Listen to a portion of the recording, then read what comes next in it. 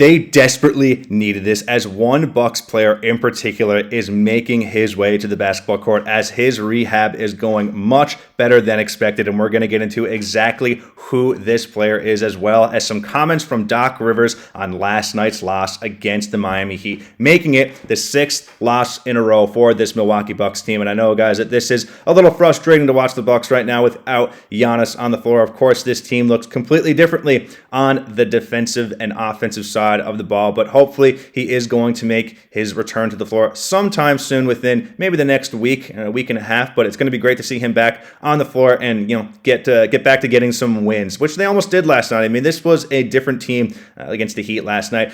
Going into this game, I didn't think it was obviously going to be an easy one, but I think they definitely looked a lot better than they have the past few games. So that's definitely a positive sight to see. But guys, before we get into everything, we noticed that 67.5% of you are not subscribed, so please make sure to hit that subscribe button. Totally free and easy way to support this channel. Make sure to hit that notification bell and like and comment down below about how you feel about the Milwaukee Bucks this season, as well as their loss against the Miami Heat last night. But guys, we have got a lot to dive into in today's video, particularly one player in particular, in Kevin Porter Jr., who has been assigned to the Wisconsin Herd for the next step in his recovery. Now, Kevin Porter Jr., of course, played the first game against the Milwaukee Bucks. He was slated to be the starting point guard, and unfortunately, he did get injured against the Wizards, and he ended up needing to get surgery on that injury. And it was going to sideline him for a timetable around, I believe it was 3 to 4 months. But a positive for this is that Kevin Porter attended the Bucks shoot-around at the Casey Center at home, and immediately afterward, the team moved him to the Herd. He got a practice in and then was recalled back to the Bucks. The transactions are procedural,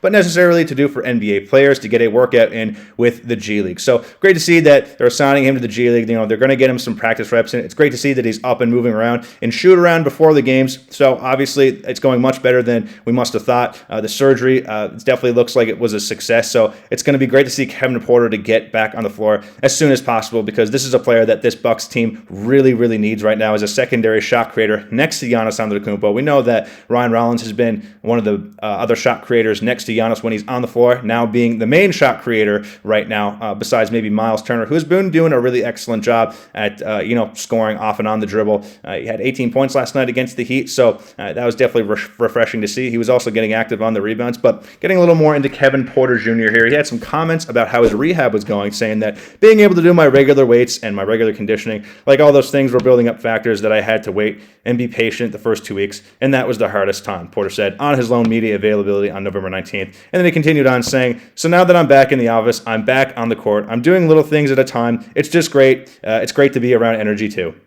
So really happy to hear that Kevin Porter is feeling good about his rehab, of course, and it's going to be really exciting to see him come back to the basketball court. I know I'm very curious exactly how they're going to fit him into the lineup, if they're going to keep him on the bench just to make sure that he's all good with his injury and not really straining it too much. It's good that they're not rushing him back or anything, given that they have dropped 6 games in a row. I know some teams can get a little frantic, perhaps, especially a team like the Bucks, who are a kind of team that can absolutely contend for a playoff spot when they're fully healthy. So good to see that he's not really rushing anything, and he's steadily making his way back to the floor. And I think going back to the starting lineup with Kevin Porter Jr., I think that Kevin Porter Jr. is a combo guard, kind of, like he played point guard with the Houston Rockets, and he was a great facilitator for them as well. And he was going to be a point guard, the starting point guard for the Milwaukee Bucks when the season started. But then, of course, the emergence of Ryan Rollins came out, somebody who is, on pace to, I think, be a candidate,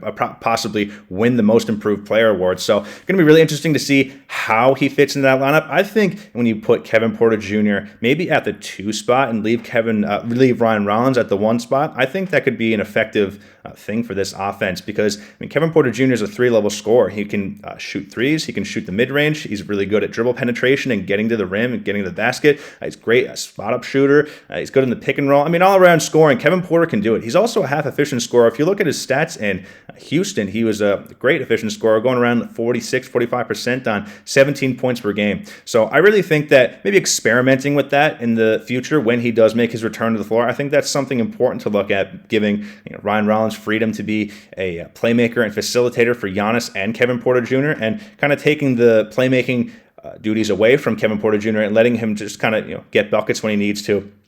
And of course, having Giannis back will, just extend this team up the Eastern Conference ladder as much as possible. Because I believe he's still leading the league in points per game right now, which is one of the reasons why he might win another MVP at the end of this season. But that's kind of my take on Kevin Porter Jr. right now, guys, and where I think he will fit into the lineup when he does come back from his injury. But getting into this game against the Miami Heat, everyone, we have some issues with Doc Rivers, who had a controversial last call on that last possession of the game where Miles Turner did miss that game-tying three. And, Bucks fans are in disbelief about that. And I tend to disagree with this because I don't think that giving the Miami Heat time to get a defensive set going is a good thing. I don't think that being that Eric Spoelstra is one of the best coaches in the NBA. He's one of the best play designers defensively and offensively. I think that that's a great thing. I don't think that Doc Rivers should have done that. I think him not making the call for a timeout on the last possession of the game was a good thing for this team.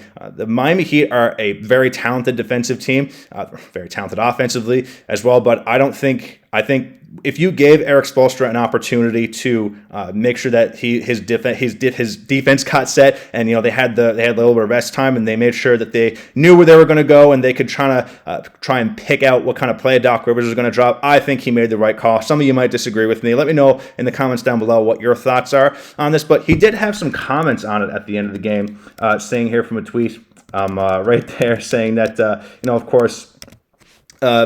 He was asked at the end of the game about the call, and he said, "I loved it. I loved the call. I would do it again. Instead of letting them set their defense, we had them on their heels." And, I was looking at the game last night, and, I thought maybe Miles Turner kind of got doubled there by Norman Powell and Bam Adebayo on that last shot. He probably could have kicked it out to Gary Trent Jr. on the corner, but, maybe Norman Powell probably would have tipped the ball out of bounds and maybe would have stole it. But, that's just kind of my take on the whole situation of Doc Rivers calling no timeout at the end of that game. I do think that the right decision was to not call a timeout and make sure that their defense does not get set. I think just letting the play go on and seeing what happens, I think that was the right call to make. There's a lot of examples of that in the NBA.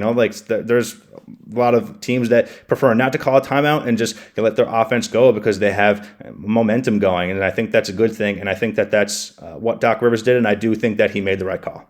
And just one more thing, guys, to look at before we wrap up today's video is that Giannis actually almost did play in the game last night. He was a game-time decision. He was questionable going into last night's game, and Doc Rivers also had some comments about that, and if he was in favor of him playing, and he said that, no, I wasn't in favor. I was very happy that we decided what we decided. I was very uncomfortable with it. Of course, Giannis did want to play. He told him that, he's good to go, he's ready, but, why would they ever risk putting him in the game and putting him at a greater risk of injuring himself even further and being out for a longer period of time? Of course, the medical staff decided at the end of the day that they should wait. And of course, he said, obviously, as a coach, I can't get involved, but so much. But I told Giannis this morning that it should be a no tonight. And then the medical team told him as well. And that's what makes Giannis this great, is that it was a yes from him.